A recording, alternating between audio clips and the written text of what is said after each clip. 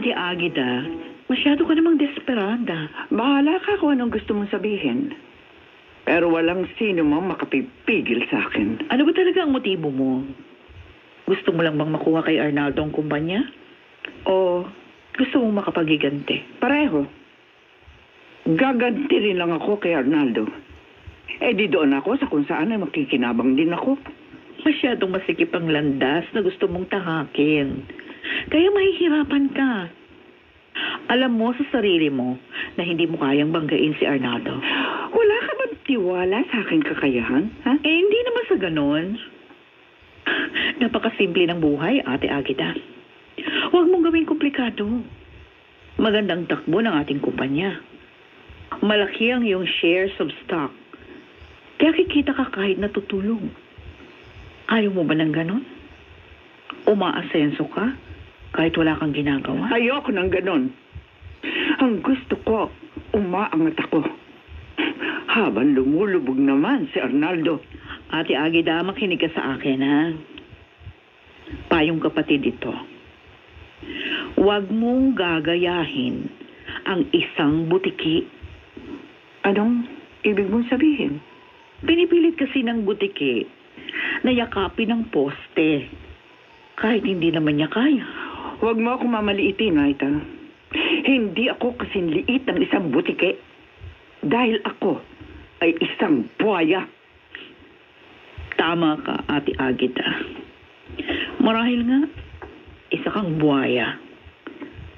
At sana naman, hindi ako kasama sa mga gusto mong sakmalin. Depende, Maita. Kung mananatili kang kapanalig ko, di kasama ka makikinabang. Pero, kung kakalabanin mo rin ako, ikaw mismo ang una kong sasakmalin.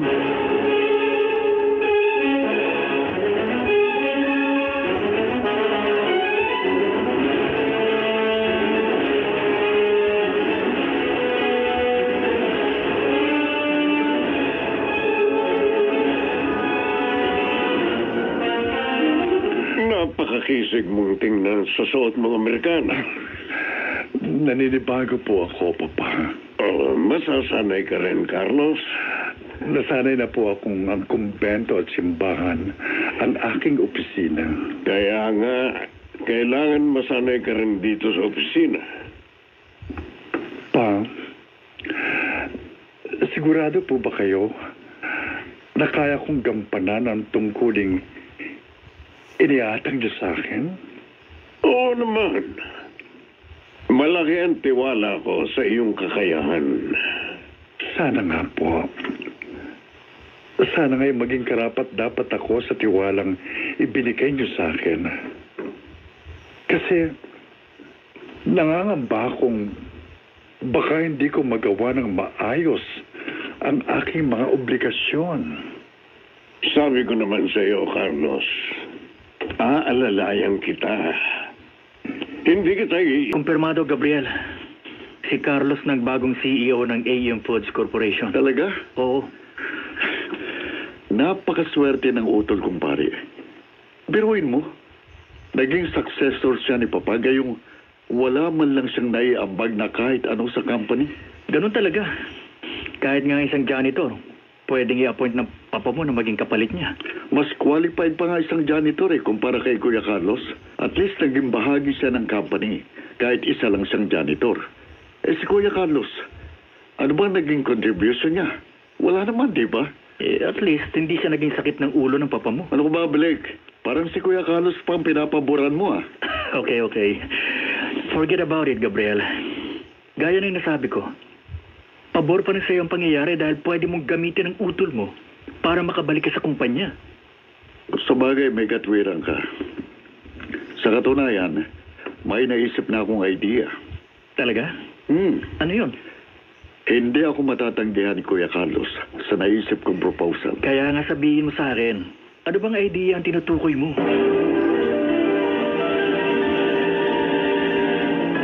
Ni Carlos, kailan naging kasalanan ang umibig? Dito sa ating dulang, mga ginintoang kasaysayan.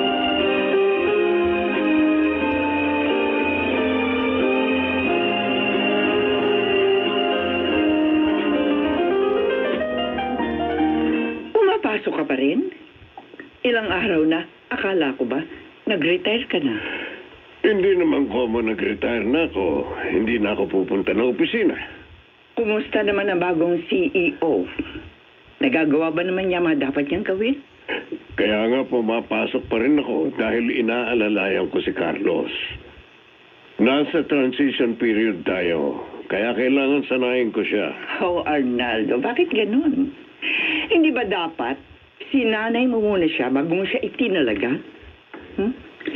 Hindi ba dapat na maging competent muna si Carlos bago mo siya i-appoint? And who are you to question my authority? Wala kang karapatang panghimasukan ng mga bagay na gusto kong gawin. Oh, kung sa bagay, isa ka nga parang dictator. You can do anything you want. Tama? Ako ang may-ari ng kumpanyang ito. Kaya magagawa ko ang lahat ng gusto ko.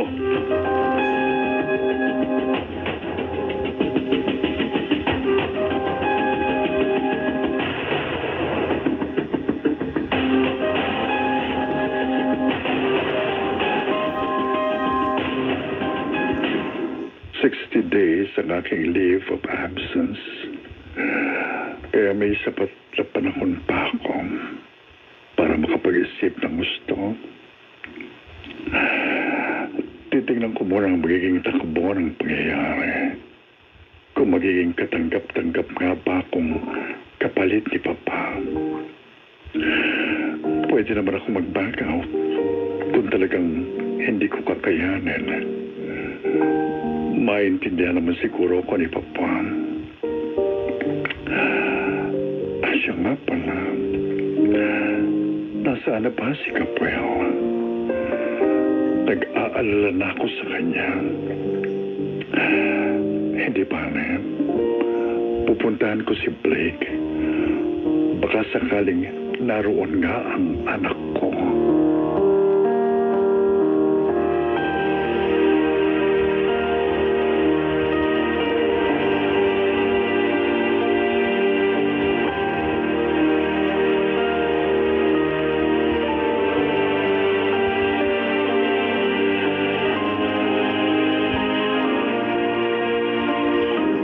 Gabriel, naka-dress to kill ka. Saan bang lakad?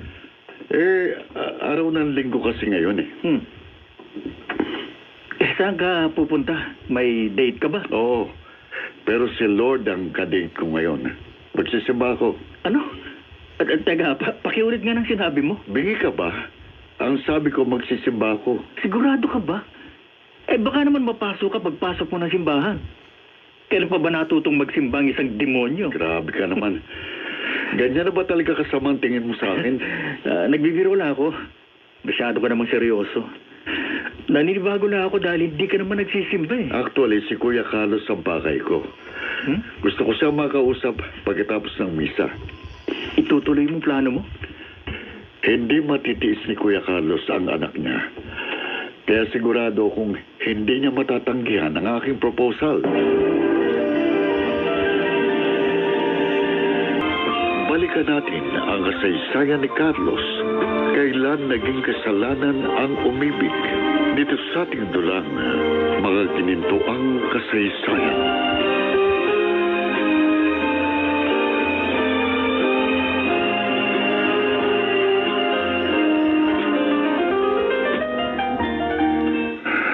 Narito na ako sa tapat ng bahay ni Blake. Magdodoorbell ako.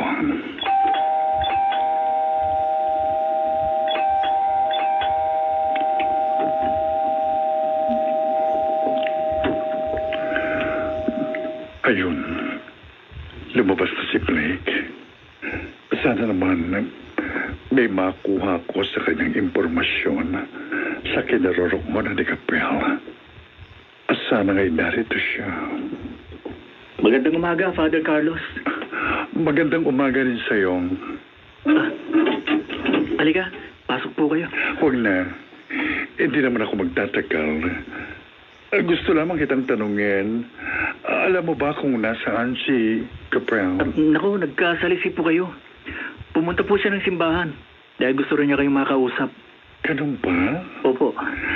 Sayang, hindi ko alam. Bakit po pala kayo nandito? Wala kayong misa? Nakalib ako.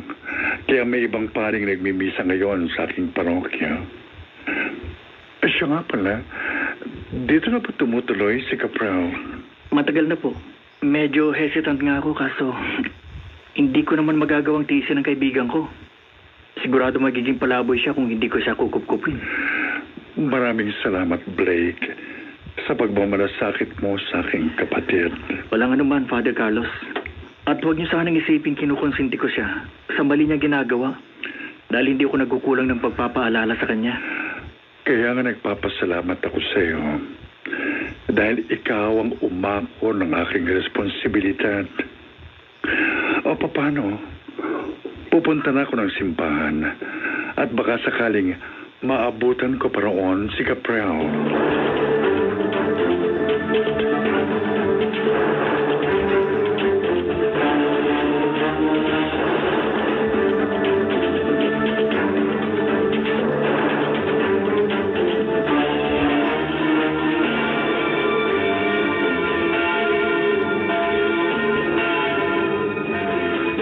Bakit ibang nagmimiss ang pare? Nasaan na si Kuya Carlos? Nag-aksaya lang pala ako ng oras sa pagpunta rito. Makaalis na nga.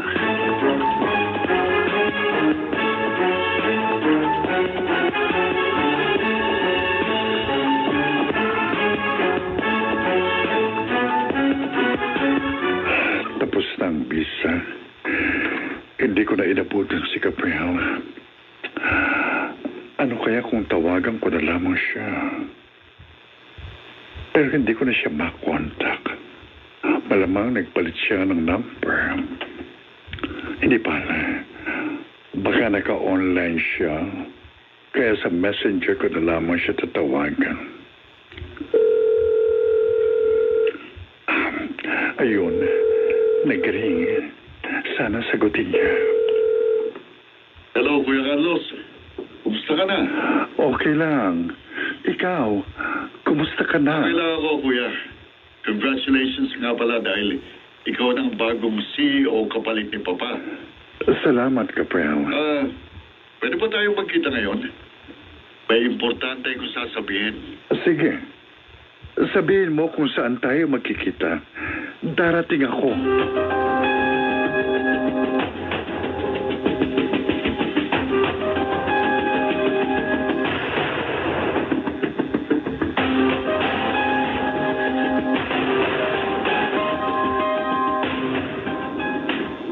Ayoko nang magpaligoy-ligoy, Kuya Carlos. Sige, ano bang gusto mong sabihin? Ganito. Total, ikaw ng CEO, kaya may hihilingin ako sa'yo. Pwede mo ba akong ibalik sa company? Gabriel? Don't worry. Dahil meron akong magandang proposal. Bakit? Ano bang proposal mo?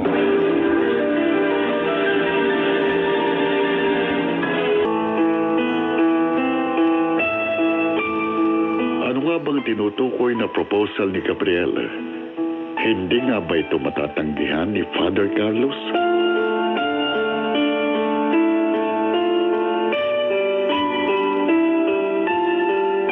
Mga nagsiganap, Chiquit Amor, Leonel Benjamin, Rosana Villegas, Susan Robles, Jenaline de la Cruz, Maynard Landicho Jr., James Quaton at Bobby Cruz sa papel na Carlos.